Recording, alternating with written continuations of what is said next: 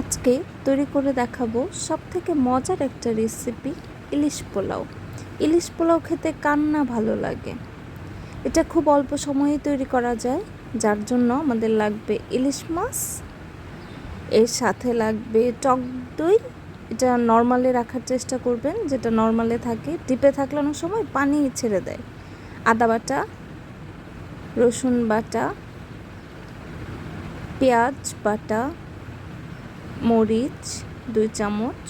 মরিচটা আপনারা আপনাদের স্বাদ মতো নিয়ে নেবেন। আমি একটু ঝাল বেশি পছন্দ করি, তাই আমি ঝাল বেশিই দিই। এরপর দিয়ে নিব ধনিয়ার গুঁড়া। ধনিয়া আর জিরার গুঁড়াটা একটু বেশি দিলে মজাটা বেশি লাগবে। জিরার গুঁড়া দিব 2 টেবিল চামচ। আপনারা যতটুকু রান্না করবেন সেই অনুযায়ী পরিমাণ করে দিবেন। লবণ স্বাদ মতো।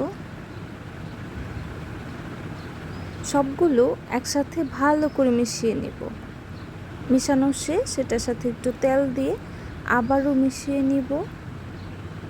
ম্যারিনেট করার জন্য একটু তেল দিলে মাছটা যখন কষানো হবে তখন ভালো লাগবে। ম্যারিনেটের জন্য মাছ দিয়ে নেব। ভালো করে মিশিয়ে উল্টে পাল্টে রেখে দিব। তেল গরম করে এটাতে মাছটা দিয়ে নিলাম। আমি একটুকু দেখাতে ভুলে গেছি, আমি ক্লিপ নিতে পারি নাই। সবগুলো একসাথে সুন্দর করে মিশিয়ে রেখে দিলাম। এখন দিয়ে দিব 2টা কাঁচামরিচ, যাতে ফ্লেভারটা একটু ভালো আসে।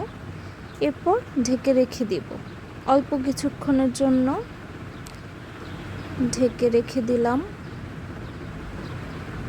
কিছুক্ষণ পরে এটাকে একটু উল্টিয়ে নিব, যাতে সবগুলা সুন্দর মতো ভাজা হয়। আপনারা চেষ্টা করবেন আরেকটু আগে উল্টায় নিতে, কারণ এটা বেশি ভাজা যাবে না, অল্প ভাজলে দেখতে ভাল লাগবে।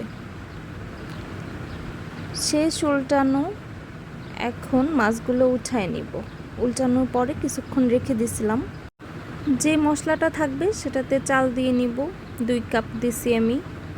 এখানে চালগুলো দিয়ে ভালোভাবে নেড়ে চেড়ে মিশিয়ে নিব। সবগুলা মশলার সাথে যেন চালগুলা মিশে যায়।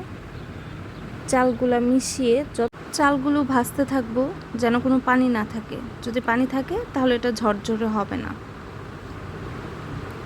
আমি চালটা আগেই ধুয়ে ভালো করে পানি শুকিয়ে নিয়েছিলাম, তাই আমারটাতে বেশি পানি নেই। এখন আমি যেহেতু 2 কাপ চাল দিছি, তার জন্য আমি 4 কাপ পানি দিব। গরম পানি আগেই করে রাখছিলাম আমি। এখন এটাতে দিয়ে দিব 2টা মরিচ। মরিচটা দিয়ে আমি ঢেকে রাখবো। ঢেকে মাঝখানে আমি একবার নেড়ে দিয়েছিলাম, ওই পার্টটা আমি দেখাই নাই। এরপর আমি যে মাছগুলো উঠায় রাখছিলাম আগে, সেগুলো সাজাই দিয়ে দিব। নিচে আমি একটা তাওয়া দিয়ে দিয়েছিলাম যখন পানিটা একদম শুকায় গেছিল। এখন সবগুলো মাছ দিয়ে এটার উপর আমি একটু বেরেস্তা দিব। বেরেস্তাটাও আমি করে রাখছিলাম আগেই। আমি খুব অল্প পরিমাণে বেরেস্তা দিব। আমার বেরেস্তা ভাল লাগে, কিন্তু আজকে অল্পই দেওয়া হয়েছে। বেরেস্তাটা দিয়ে আমি একটু দমে রেখে দেব। এই তো হয়ে গেছে মজাদার ইলিশ পোলাও। এটা আমি সার্ভ করে দিছি। গরম গরম খেতে সবারই খুব ভাল লাগবে ইলিশ পোলাওটা। এত ভালো একটা স্মেল আসতেছে। আমি যখন ভয়েস দিতেছিলাম আমার ইচ্ছে করতেছিলাম আমি আবার খেতে বসে যাই ইলিশ পোলাওটা। রেসিপিটা আপনারা অবশ্যই বাসায় চেষ্টা করবেন, আর কেমন লাগলো আমাকে কমেন্টে জানাবেন। ধন্যবাদ।